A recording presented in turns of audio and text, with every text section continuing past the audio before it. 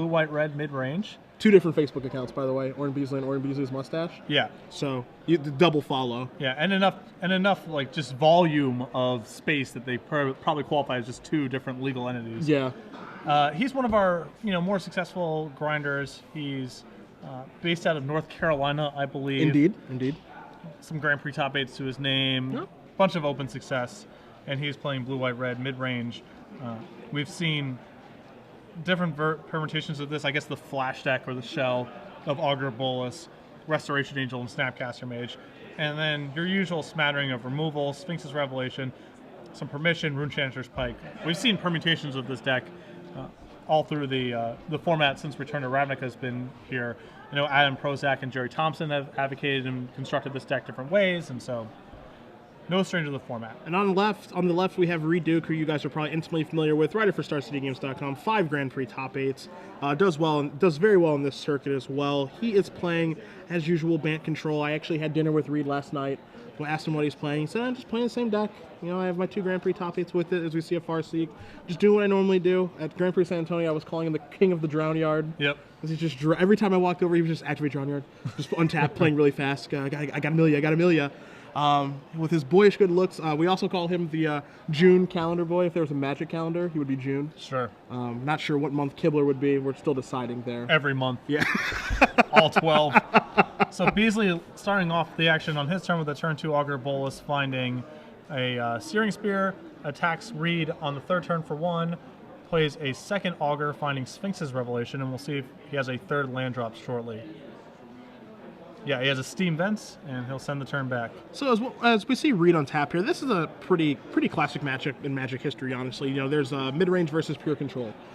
Typically, from what I've seen in the past in Magic history, this normally favors the pure control deck. Reid's deck, really is able to just grind them down with the various means of card advantage, Wrath of God type effects, and just really make what Orrin is doing to be, for the most part, rather relevant. Look, I know you have Orrin's deck list in front of you. Is there anything that you see here that would kind of change what is a typical outlook in these type of matchups? Well, he has 2 copies of Counterflux. If you look at sort of historic, and there's a Supreme Verdict to get rid of the Augurs. If you look at the history of Magic, when the mid-range decks or the tempo decks, whatever you want to call them, have good matchups against control, it's usually either because the clock is especially fast, or they have permission or disruption that is actually meaningful against the control deck, as Reid plays a 5th land and a Thragtusk. Beasley's deck doesn't have a ton of these elements. He has a couple counter spells, but his clock isn't particularly fast, and that Thragtusk was met with a Counterflux. And so I believe this matchup favors Reid because Beasley neither has a ton of disruption or a particularly fast clock. Now, one thing that you guys will notice, as we did see a Counterflux here from Orrin, and we'll bring Counterflux up on the screen for you in just a moment. Counterflux and Dissipate are 2 cards that essentially do the same thing, but they actually don't. Counterflux is a card that's uncounterable, and that's been picking up a lot recently because it always counters Sphinx's Revelation, and that's a big deal because what some people would do, and this is Reid included, is they would board in Dispels to go along with their Sphinx's Revelation. Sphinx's Revelation for X-1, of course being able to leave Dispel up, and you couldn't counter it because they would just dispel whatever counterspell you used, and the Sphinx's Revelation would resolve, and the game would end. Counterflux mitigates that problem very, very well. Yes. But of course, by playing Counterflux, and the overload in Counterflux does matter, is you're not playing Dissipate, and Dissipate, exiling something from the game like an Unburial Rites, like a creature that Unburial Rites could actually bring back, is a big deal. Also, exiling spells for Snapcaster Mage. So there's some opportunity costs associated with both cards. Yes, but certainly counter is very valuable against his control deck. So as you see, Reid both Farseek and then Augur into Think Twice. Orrin's going to take this opportunity to land a Revelations for 2 at the end of Reid's turn. Baby Revelation. The first one generally tries to set up the second one. Yes, as we do see the second one drawn for Orrin off of the first one. Just hitting some land drops. And this is kind of the issue when you're playing a mid-range deck. And it kind of goes back to, if you look in years past, kind of like the Rock, where, if you draw the right half of your deck, you're really good to go. But like we see Orrin's hand right now, he has 2 Searing Spears. He has Azorius Charm, which, was it going to cycle? You see a Supreme Verdict, which is, good in the aggressive matchups or even in the mid-range mirrors. But in this matchup, this is what Reid wants to happen. Yeah, absolutely. And you saw Reid hold back with his Augur Bolas last turn instead of attacking into Beasley's empty board, and that was because of the threat of Restoration Angel. It's very likely that Orrin would have it there because he hasn't had an opportunity to really play it yet for value, and so Reid willing to sacrifice a potential point of damage that probably doesn't matter very much to keep his auger around. And, you know, we were calling Reid the king of the frown yard last week for a reason, because, as you said, the damage doesn't really matter. That's not really how he's going to go about winning his matches. You know, he's just going to, you know, establish control, and then it's drown yard time as we see Overgrown Tomb coming to play for Reid. And, you know, he only has one black source in his deck, and that's for those Nephalia drown yards. Yep. Beasley cycles his Azorius Charm at a turn. Reid's fine letting that go. And, yeah, Orrin is just choking on a hand of Searing Spears, and just it's hard for him to get any momentum in the game right now. Reid's just happy to sit here, develop his mana, and set up a big revelation at some point down the line. Yeah. And this is, as we see a Thought Scour here from Orrin, he's going to turn over a Counterflux and Augur of Bolas. He will draw another Thought Scour. This is, you know, kind of the danger of playing a blue-eyed mid-range deck, but just choosing your deck in general for this tournament. You know, blue-eyed mid-range does have good matchups in the format. You know, it kind of wants to be paired up against, you know, the aggressive decks or the other mid-rangey decks that are kind of floating around, but this is the matchup that he doesn't want to be anywhere near. Yeah, another Thought Scour. Finds a Hollow Fountain. So we see Hollow Fountain coming to play untapped for Orrin. And, you know, that's kind of, it's kind of what's nice about the standard format right now is that, like, things are so wide open that, you know, you can make your deck selection, your deck can be good, and you can build your 75 very, very well, but there are bad matchups in the format for each deck. Oh, absolutely. And especially with how the mana of the format is, you can basically, within limits, play kind of whatever you want to. And so there's a lot of room to sort of metagame your deck towards the threats that you anticipate playing against. But a lot of these cards are very good against some things and not very good against others, as Beasley is finding out with these Searing Spears that are just sort of hanging out. Yeah. As we see Reid, he played his second Overgrown Tomb, and he also has his Nephalia Drown Yard. King of the Drown Yard going to work. Going to start targeting Orrin, and this is how Reid has been winning games for the past month and a half, 2 months with Band Control. He has 2 Grand Prix top 8s with this deck back-to-back. Second one in San Antonio, the first one the week prior, the Grand Prix escaped me, I believe it was in Charlotte, is where he top 8'd as well. So you know that coming into this tournament, if you're Orrin, you have an idea of what Reid is playing, and you know that he's going to play it very, very well. Yep. As a second Augur finds a Farseek, I believe Reid's going to, yep. Farseek again. Again, every mana counts when you have Sphinx's Revelation and you have these counterspell fights. It's very hard to feel like you're flooding out. You have lands that have activated powers. I mean, this is definitely a format where the control decks want to be playing a ton of mana sources. So Reid shuffling away.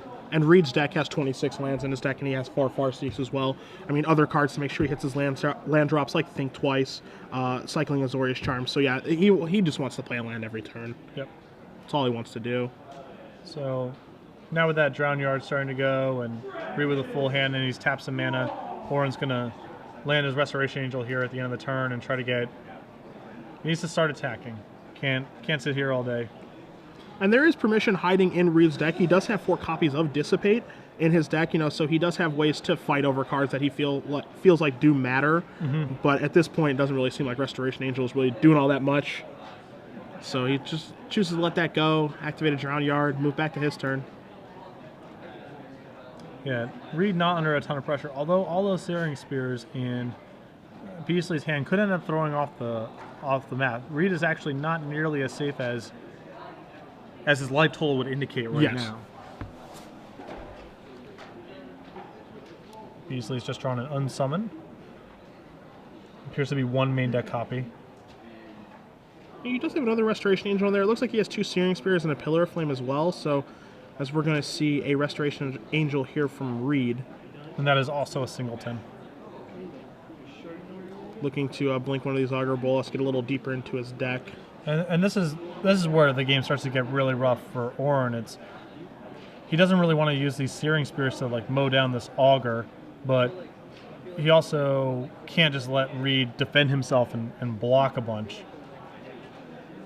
So he's gonna Searing Spear the one that Reid retargeted with the Restoration Angel trigger. Reid is gonna block, and then post combat Beasley uses Pillar of Flame to finish off the Angel. So not a bad turn. Yeah, it wasn't bad. But you know, ideally from Orrin's perspective, you would be able to sit on those pillars and try to set up kind of a kill out of nowhere. Try to go to the nug, as it were. Your Yeah. specialty. Yeah, I mean, it's he certainly does not have an inevitability here. The longer this game goes on, I mean, if Reid is able to land a revelation from here, almost certainly Orrin can't come back from that. So time is not on his side. So we're going to see Restoration. It'll come across again for Orrin. Looks like it's going to knock Reid down to 16. Yeah. I believe that's a... it looks like Orrin has a Supreme Verdict in his hand as well, which is also a singleton, but clearly not at its best here. And you see Reid taking a look at Orrin's graveyard here, just trying to get some information. Obviously, Snapcaster Mage is a card that is in heavy numbers in the blue-red mid-range deck. He wants to know what he needs to play around, kind of get an idea, some information for not just this particular game, but just games moving forward as well.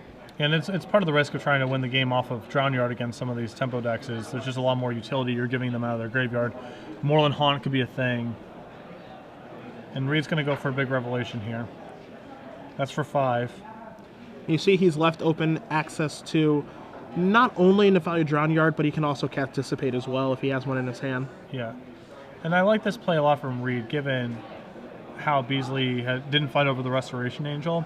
There's a reasonable chance that the coast is just clear here. Yep. And we do know that Orrin does have a Counterflux in his graveyard, so if he does have a Snapcaster Mage, he can counter this card. But it'll be interesting, as you saw Orrin move forward and Island into Plains, which can only mean one thing. Possibly a revelation in response. Yep. For some heavy number. We can trade blows here, as it were. Yeah, and he's going to fire back. So you're going to see a Sphinx's Revelation here from Orrin for 4. He carefully left up 5 mana, and what that 5 mana means to me is Snapcaster Mage for the Counterflux in his graveyard. Yeah, and he's just drawn 2 Snapcasters.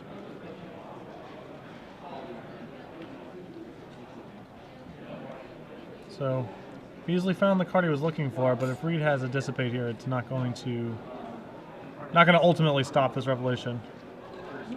Just letting it go. Yep. And we're going to see the Counterflux flashback. So maybe it's possible that Reid was baiting there. Yeah. Again, Beasley not with a ton of... I mean, his deck's got to be fairly whittled down at this point. And even though that revelation for 4, it clearly matters. I mean, Reid would prefer for it not to resolve. Reid might be in a position where he actually just has to fend off a couple of turns. Is that a game 1 Rest in Peace? That is a 1 single copy of Rest in Peace main from Reid. And we're going to see a Thragtusk here as well, bolstering his life to a little bit and also presenting a threat. Interesting to see in Reid's deck list, the 1 main deck Rest in Peace is a little bit different from what he's been doing in weeks past, as you guys do see Rest in Peace, and I think we're going to become intimately familiar with that card across both formats this weekend. Ooh, and Beasley has actually just drawn a Rune Chancer's Pike, and that gives him actually a considerable clock now if Rest in Peace hadn't come in play. Yes. So that was very, very timely of Reid to have that 1 copy of that card. And I think that's one of the reasons, and there are many reasons in the format, of course, to have it in your main deck, but that's one of the main reasons. Yeah, now that Drown Yard doesn't have that much longer to go for Beasley to be shut out of this game. Now, one of the things that is interesting here is that, he has the 1 main deck Rest in Peace, and he doesn't have a main deck Elixir of Immortality anymore. He's and obviously those 2 cards don't work very well together, so it makes sense. But one of the ways that this deck was winning in weeks prior was just kind of grinding him down, revelating, shuffling your stuff back in with Elixir, and, honestly just make you tap out before finishing the game. As we see that Orrin only has 12 cards left in his library. So do you think the 1 main deck Rest in Peace was inspired by the Grand Prix winning deck from last weekend? Maybe, yeah. The human deck that won, the human reanimator deck. The big floods. Yeah. Flash flood, as it were. Yeah, I could see that happening, honestly. But I mean, if you just look across the format of what Rest in Peace can do, I mean, we just saw it just blow up Orrin this game. Yes. Shuts off Pike, shuts off Snapcaster, really blew him up this game. But it's effect across the format of even small cards like Think Twice, Gravecrawler, Dross Messenger. It definitely has some impact. It's a nice 1 of card to have, I think. So Beasley trying to stick a Restoration Angel at the end of the turn here. Not much to blink, obviously. Can't do anything with the Restoration Angel, and that Snapcaster has no utility at this point, but Beasley just trying to close out the game here before the Drown Yard finishes him off.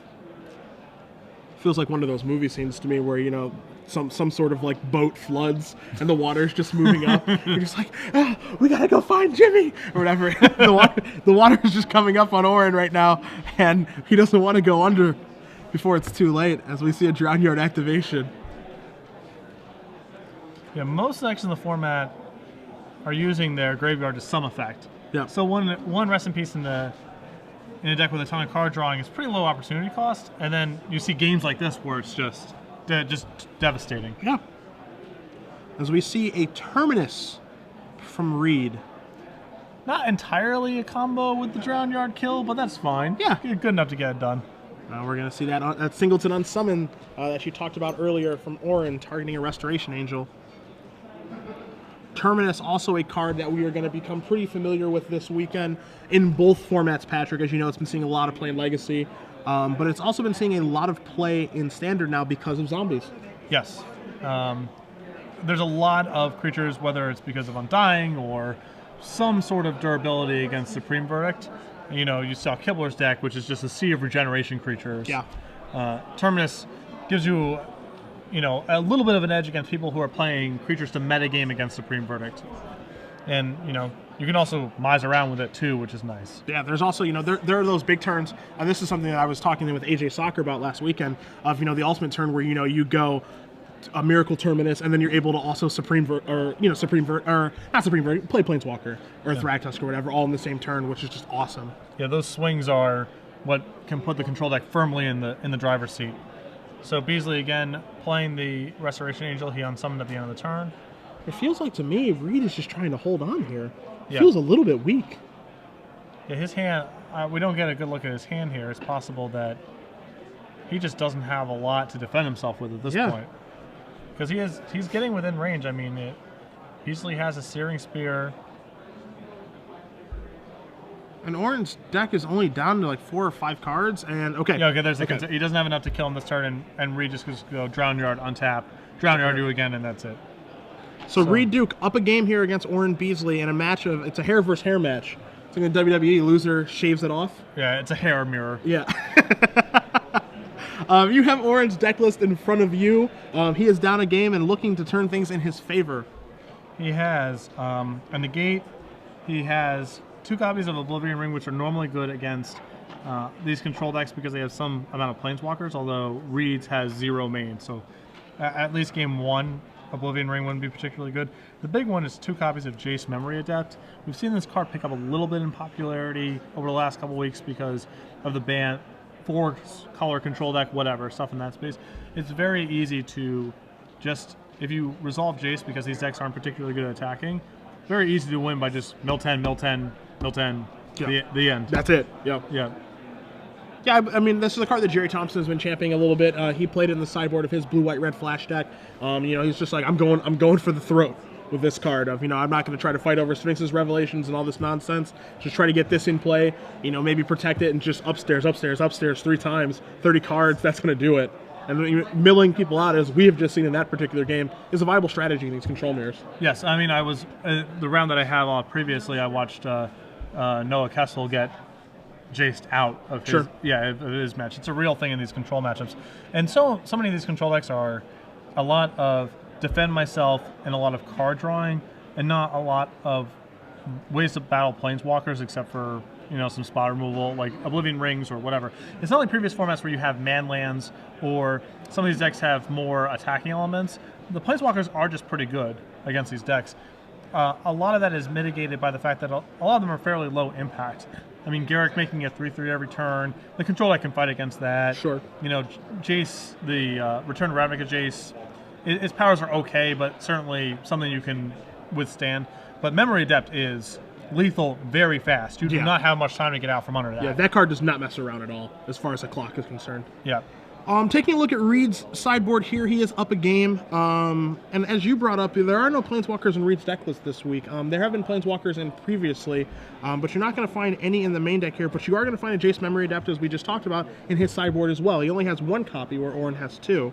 He also has an additional copy of Rest in Peace. Rock's Faith Mender you're not really going to see here. You might see, and this is kind of interesting, you see a Restoration Angel in his sideboard. To go along with the one that he has main deck, which I find to be a little interesting, along with an Azorius Charm, the 4th one in his sideboard as well. So those are a little bit curious. Normally you find those cards in main decks or not at all. Yeah. 2 Dispels, 2 Negates, a Detention Sphere, a Pithing Needle, 2 Terminus, and a Silklash Spider. We're probably going to see the 2 Dispels and the 2 Negates join us, maybe. Yeah. And the reason I say maybe is because Reid saw counterflux main deck from Orrin. So his plan of fighting over Sphinx's Revelation may not work as well now.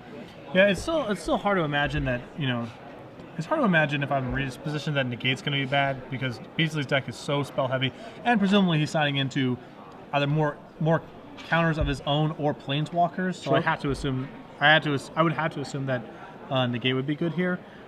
A lot of these control sideboards, and you've seen sort of a philosophical shift over the last couple of years, a lot more 1 and 2 card oriented than previous sideboards, where it was a lot of more 3s and 4s. And I believe the theory is once you're drawing a bunch of cards, that you just see more of your cards, so it's like playing 4-ofs when you have these 2-of and 1-of slots. Also, your main deck is going to be about trying to fight a bunch of different decks. And so often your sideboarding is going to be, well, I need to get rid of this Rest in Peace against this deck without much of a graveyard element, this Terminus, whatever, and you just want to be bringing in a couple different spells to shore up the matchup. So you're not really looking for aces. You're not looking for things that just lock your opponent out of the game. You're just looking for things that improve your matchup and allow you to take out the cards that aren't effective in your first game. So we see both players are sideboarding here. Now, one thing that you did bring up, Patrick, is that in Beasley going back to 6 here. Okay. In Orrin's sideboard, he has 2 copies of Oblivion Ring. Typically in these 4-color control decks, especially Reid's deck, normally you're going to find, 1 to 3 copies of 4-mana Jace from Return to Ravnica. Maybe it's a Mio, the Moon Sage, what have you, some sort of Planeswalker and some numbers. And that's why you would normally board an Oblivion Ring here. Taking a look at Reid's deck list, we know that there are no Planeswalkers this week outside of the one Jace Memory Adept in the sideboard. So if you're Orrin, you're likely bringing in Oblivion Ring anyway. Yeah. Would you agree with that? Yeah, I think it's likely. And so there's the off chance that, him bringing it in, just not really going to do anything. Yeah, no, Reid's deck is definitely basically immune to the Detention Sphere, Oblivion Ring style stuff that we've seen be effective against other control decks in the format. So it's possible Beasley has some pretty close to dead Oblivion Rings in his deck. And I find that kind of interesting. Maybe that was just a conscious decision by Reid to not play any of the Planeswalkers or any of the cards that do get hit by Oblivion Ring and Detention Sphere type stuff on this particular weekend. Well, it's also just once you are putting Planeswalkers in your deck, you have to make a lot more concessions to just fight over creatures in general. Sure. Because so much of your game plan is sculpting around protecting your Planeswalkers. It's possible Reid just wants to use his Light Tool as a resource, defend himself with his Wrath effects and his Sphinx's Revelations, and never really worry about having to fight over sort of marginal boards or creatures that don't really matter that much, because he's trying to protect his Planeswalker. Sure. I mean, you see it all the time. These control decks often get hands that are all in on their one Planeswalker, and then every single 1/1 and 2/2 their opponent plays matters. It requires some sort of response to keep their Planeswalker alive, and Reid's deck can just ignore that altogether. He doesn't have to fight over any of that kind of stuff. So we see Reid shuffling Orrin's deck, giving it back. Orrin looking for a keepable 6. Again, this is just... This is 5. Oh, this is... Oh, excuse me. I did not see that second mulligan. Jeez. This is 5. All right. Looks And like he we is are gonna happy keep. enough. As happy enough as he can be on 5. I mean, it's going to be tough as we see a Searing Spear drawn.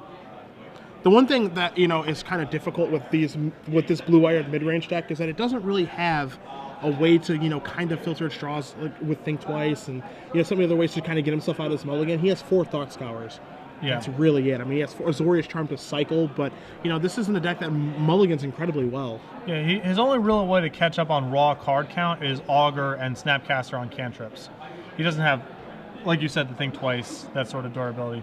As you see Reid cycling, just getting a lot of velocity here, helping him find his land drops and eventually get to his big stuff. It's something that Reid's deck can do that Orrin's deck really can't do. As we see Reid play his 4th land, we're going to see a Restoration Angel end of turn. Now, what we do know is that Orrin does have a Jace Memory Adept looming in his hand. And there's the 5th land, so this will be interesting. Yeah, Reid was not willing to counter that Restoration Angel. Does Reid have Dissipate? Does Reid have Negate? Does Orrin go for it here? Yeah, he might not get to pick a better spot. If you don't cast anything this turn, Reid's going to be able to flashback his Think Twice and untap with 4 mana in play, probably play a 5th land. Your odds of resolving this are not getting any better, particularly when you don't have... He has no other threats to bait out. I think Beasley's hand is just a couple Searing Spears, so how can you pick a better spot than this? Yeah, and we do see the Steam Fence coming to play on tap, so Patrick, I think he agrees with you, and he's going to go for it, and you see a Dissipate there from Reid. So. And I don't think Beasley has a choice there. I think he just has to try to land his best card there. Based on his hand, based on his mulligan 5, and again, there is a Think Twice being flashbacked if he doesn't go for it. 5th land, maybe he slams down a Thragtusk. Restoration Angel doesn't do a very good job of protecting his Planeswalker against Thragtusk, you know, momentary lapse. So, I agree. I think he just has to go for it and hope he gets there. Yeah. Particularly on 5 cards, you can't try to play around everything. So we see a Sunpetal Grove and just a pass back, so it looks like Orrin's going to be able to get in some more damage, and we see at least 1 Searing Spear over there, maybe 2. His hand was 2 Searing Spears, and he drew an Oblivion Ring this turn. Okay. So you see Think Twice being flashed back by Reid on tapping, drawing. So, I mean, again, this is kind of the situation that we were in the first game in which, you know, just trying to win the damage race in a, you know, kind of a unique way with those burn spells and Restoration Angel trying to hold on. Yeah. Not an easy task, though, particularly on 5 cards. Yeah. So Reid auguring into Think Twice. And Orrin right now is just going, please don't play Thragtusk. Please don't play Thragtusk. I just want to try to get you dead as fast as I can. Beasley actually has a shot here if Reid doesn't find a Thragtusk. I mean, he drew Augur Bolas this turn. Just finding 1 counterspell, it's not out of the question he could hold off for long enough to have those Searing Spears matter and be able to finish out the game. So we see Orrin go by, he does find an Unsummon along with an Island and Restoration Angel, which are going to go to the bottom.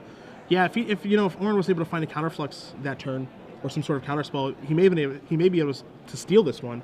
Not to say that he still can't, but I think that would have made it a lot easier. Yeah, and the window's closing. I mean, that's the biggest concern now. Reid's seen so many cards, he's making so many land drops that, you know, he can land any one of his haymakers here. Supreme Verdict, Thragtusk, Sphinx's Revelation, they're all devastating in all possibilities. Yep. But we just see Reid play a Hidden Land Harbor and pass back, so we see a Clifftop Retreat drawn for Orrin. Orrin still just trying to get in there. Yeah, just coming across. Reid down to 8 and 2 Searing Spears in hand. I mean, now, one interesting thing that I did see before Orrin did attack, he moved that Oblivion Ring forward a little bit and moved it back, maybe considering, so we're going to see, I think, a Revelation here with the spell protection, yeah, for 3 by Reid. He was considering maybe Oblivion Ring that Augur Bolas. You know, is that something that you would have considered doing, maybe pulled the trigger on? No, that Augur doesn't really matter. I mean, it only matters if Reid has Restoration Angel, and Restoration Angel is already a disaster for you in this spot because your only clock is your own angel, so... You know, there's you know, a bit of a discussion that could be had about, you know, maybe I Oblivion Ring his Augur to be able to get in with my Augur to get in that extra point. It doesn't really change the clock very much, but, you know, desperate men, desperate measures. Yeah, the upside is that you send Reid to 7, but when your closeout is 2 Searing Spears, it doesn't matter too much. It only matters if you're able to then connect with the Augur again the following turn, which seems, you know, we're hoping for a lot to break right. Yeah, kind of dubious at best. Yeah.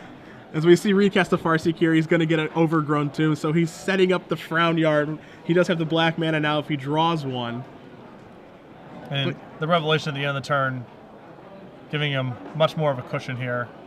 And his hand is just loaded with action, and I think he's just trying to make sure he doesn't walk into any negate, essence, scatter, counterflux type action. He's just trying to protect himself against those kind of cards as much as possible.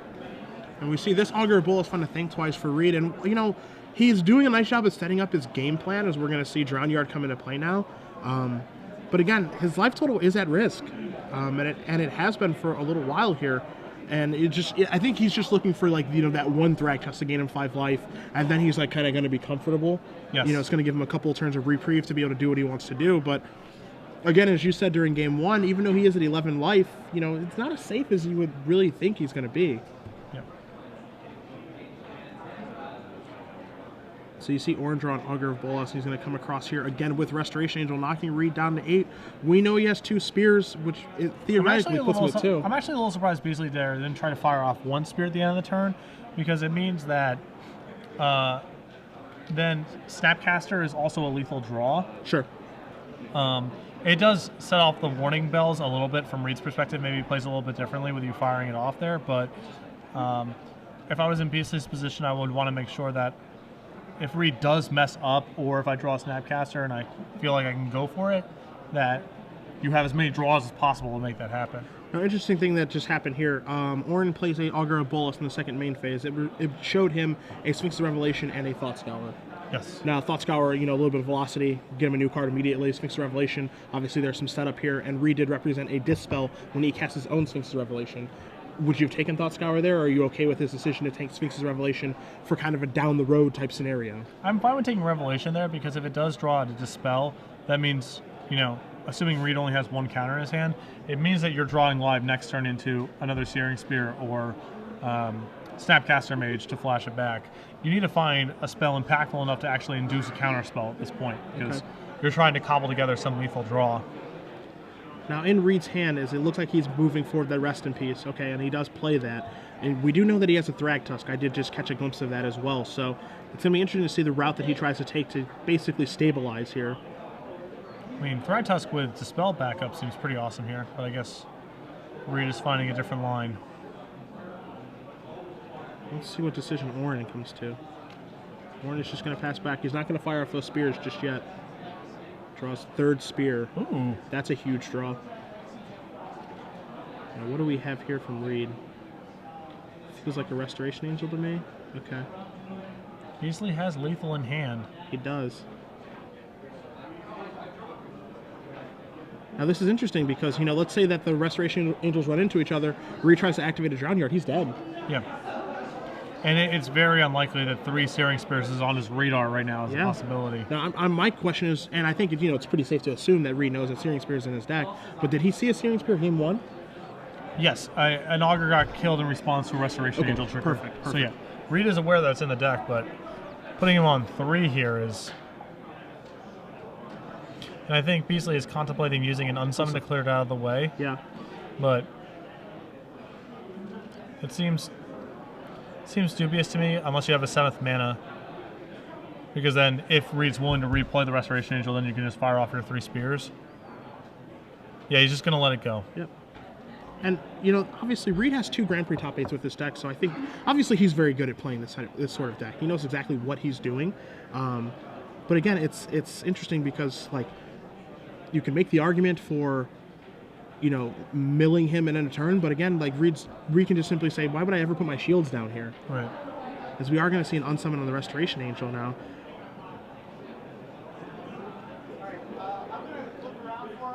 Is he targeting Reid's Restoration Angel? Yeah. And Reid's going to be dissipating that. All right, this is before blocks. Yep.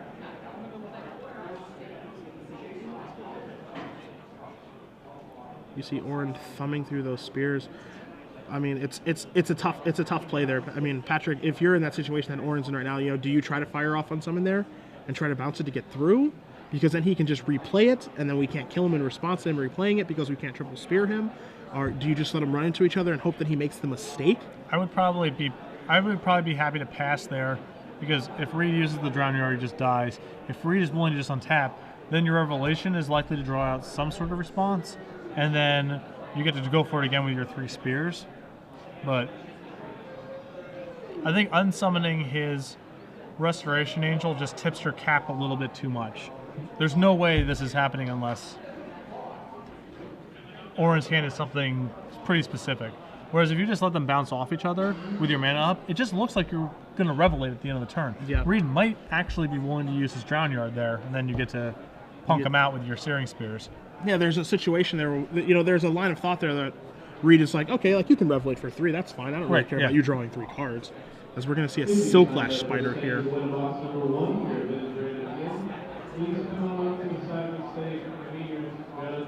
So now we have a decision here, and I think Orrin's going to go for a Sphinx Revelation. Yeah, I like this play quite a bit. As do I. It may draw out a counter, which is awesome, and if not, that's also fine. Yeah, I don't mind 2 cards right now. Yep. As we do see Silklash Spider, but this is the Onslaught one. And we saw a lot of this in Las Vegas last week if you were with us. Yep. A lot of Silklash Spiders on the pit, both in Standard and in Legacy. Big draw there from Orrin. Orrin draws 2, and then his draw set for the turn was a Counterflux. So we see a Sulfur Falls come into play. We know that he has the 3 spears in his hand as well, so this is pretty critical here. Yeah. Reid is in a weird amount of danger. He might not actually know the full extent of... 2, 3. And now, for example, Beasley could try to test by Searing Spearing twice here, and he has a Counterflux to cover against the other one. anything that could happen. Looks like that's what he's going to do. So we're going to see a first Searing Spear here upstairs. And the Counterflux is the interesting card that he drew for the turn as Reid mills one. You know, assuming that there are probably either 1 to 2 copies in Orrin's deck, he mills one. We know that Orrin has one in his hand, and I think that Counterflux that's in Orrin's hand is basically there to counter the Thragtusk. Yeah. So we're going to see another Spear here from Orrin. You're going to see a Dispel here from Reid.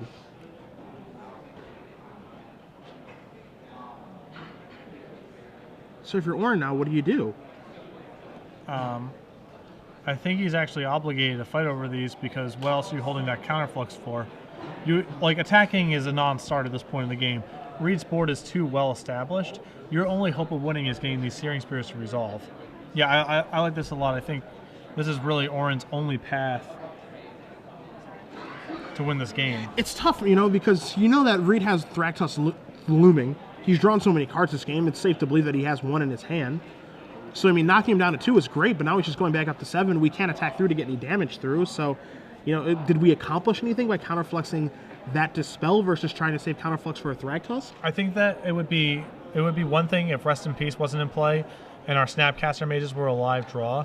But given that his only path to victory is the Searing Spears, realistically, his only path to victory is the Searing Spears that are in his hand right now, unless he can randomly get a Jace to stick, which seems unlikely here.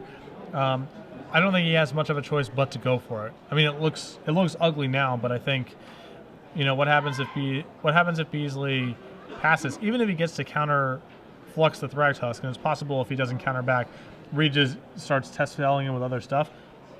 Reid's at 5 and you have a Searing Spear and you can't attack. Like, how do you actually close the game out from here? Sure. He doesn't even have a 4th Searing Spear in his deck. I mean, that's it. That's all he has. Yep. Cyclelash Spider cuts off Moorland Haunt. Rest in Peace cuts off Snapcaster Mage. He doesn't really have any other way to piece together lethal, I don't think. And now we're going to see an Oblivion Ring come into play. We're going to see a Dissipate here. And Dispel on Dissipate. So we've got a small counter war here with Orrin basically saying, I really need to get that Cyclelash Spider off the table so I can try to get through with my Angel. And here comes the Angel. Alright, he's going to block. They're going to bump Uglies, and now Searing Spear that. Okay. And now we're in a spot where if Reid has Supreme Verdict, that's just it. Yeah.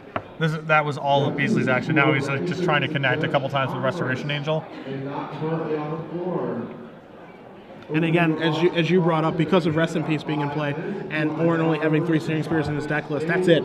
We're through the Searing Spear part of the game. Yeah. We know that here in the booth. You guys know that at home. Reid may not know. Reid may not know that he may or may not know that there's a 4th Searing Spear looming. You know, we know that there isn't a 4th one though. So we're going to see a big revelation. A big revelation here on the main phase. Yep. Reid basically saying, yeah, I don't think you have a second Dispel in your hand, so I'm just going to get this over with now. And even if you do, it's actually fine. Now you're empty-handed. Yeah. That's probably. I mean, it's going to take some turns, but that revelation, I think, is going to be the death knell for Beasley. Yeah, it's interesting just how much weight Rest in Peace carries in this matchup. It's kind of, you know, it seems minor to begin with, but this deck is a Snapcaster Mage deck. Yeah, and a lot of Beasley's paths involve getting in a few points here and there, and then finishing him off in methods that involve the graveyard, whether it's Snapcaster Mage or Runechanter's Pike. That's a big part of this deck's closing speed, and not having access to that stuff is it's devastating. I mean, and it's what Orrin drew for his turn was another Oblivion Ring, a card that just has really not done very much in these games, which doesn't really come as a surprise. Something that we talked about in the sideboarding games, in between the games. Excuse me. It's just there aren't really any targets. No. Yeah. I mean, Reid's deck is basically Oblivion Ring proof. In contrast to a lot of these 4-color shell decks that have enough Planeswalkers where Oblivion Ring's actually quite good. Yeah. I mean, there's an argument to be made for Oblivion Ring Rest in Peace. It's just kind of strange, you know. I don't want to use the word waste, but I can't think of anything better to waste an Oblivion Ring on a Rest in Peace. Yeah. It's kind of like it's something that just needs to happen, as we are going to see the sideboarded Restoration Angel come in here for Reid. And this will Reid discovering a good combo, which is to use Restoration Angel with Thragtusk. You both get a Leaves play and it comes into play trigger, so you get a Centaur plus another gain 5. So that's a really neat interaction that Reid's discovered, and so Smart guy. another wrinkle to the deck construction process. So very, very smart guy to pick up on that. And I think we're starting to drown Beasley. Figuratively. No. What's a movie where that happens, where the water comes up? I was actually thinking of the No Surprises video by Radiohead. Oh, okay. I was thinking Tom York just slowly getting drowned. I was thinking Deep Blue Sea, LL Cool J's finest movie. So it's in a similar spectrum. Yeah, really to each their own. Samuel Jackson being eaten by a shark for no reason. Just a really great American film. So at this point, I think Beasley's one hope is he has a long ball, Jace. Yeah. And somehow Reid can't handle it. That's what we're looking for at this point. Yeah, I don't like to pronounce matches over before they're over, but it seems very tough. Even for his draw step, Orange Druid makes a revelation, but what can he relevate into? That matters. Outside of that Jace. It's actually Jace, and even then, Beasley may still get decked by the Drowned Yard before Reid does. Yeah. It's not even clear he wins the race from there. Another Thraggy from Reid. He's still got to dissipate the cut. As we are going to see, it's just, I got to do a big one here for 6. And it's funny because it's like, I might not even care if you draw 6 cards because I'm Drowned Yarding you out. Yeah, I think Reid has Dissipate in hand, and he's just contemplating whether or not he wants to save that Dissipate for a, quote, relevant spell, or if he's and he's just going to, or he's going to negate. I like the negate there because he's not particularly close to winning the game, and there's a risk that Beasley finds like Jace plus 2 counter spells or something crazy off of his Revelation, and now suddenly you're in trouble. As we're going to see, I believe we're here to take care of the Restoration Angel, or we're going to come across knocking Reid down to a healthy 19. And another Drowned Yard activation. And as I said, we were calling Reid the king of the Drowned Yard at San Antonio because every time I walked over, that's what I saw. As we Drowned Yard untap, get this game moving as we see a Detention Sphere here from Reid now. Got to take care of some Oblivion Rings here. All right, so again, what you're going to see is Restoration Angel target Thragtusk, and again comes into play and at least play. I think we're asking for some sort of clarification. We're Spotter here. Got to help out with things. I guess there may be an argument to be made. Maybe he missed some sort of trigger, not entirely sure. We'll have clarification for you guys in just a moment. That getting out is something that's a little bit bad for me. So maybe something doesn't return from those Oblivion Rings. Maybe I'm not entirely sure. Yeah.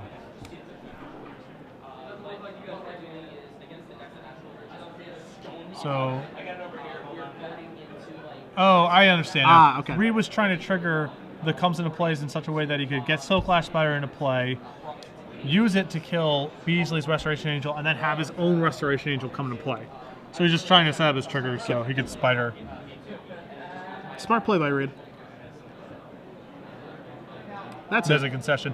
Beasley made a good run out of it there, out of his mulligan 5 certainly, but Reid played very tight. I thought, protected himself as much as possible while still advancing his board, and then a big revelation later, and then that is all she wrote. It's interesting, like that crucial turn of the game where it's possible that, it's possible that we were discussing that maybe Reid would have activated Drowned Guard and left his shields down and then got triple sphered. It just leads me to believe that, honestly, with how well Reid knows how to play his deck, that I don't think he was going to activate Drowned Guard there. He just probably leaves the shields up and understands that, these 3 cards, while they would be nice to get, they don't matter right now. Yeah, you eventually get it anyway. Yeah. The concern was that, I believe that Beasley's unsummoned play is just, once that occurs, there's no chance that Reid is letting his shields down for the remainder of the game, because that play, you can only justify that play if you are well within range of killing him. Yeah.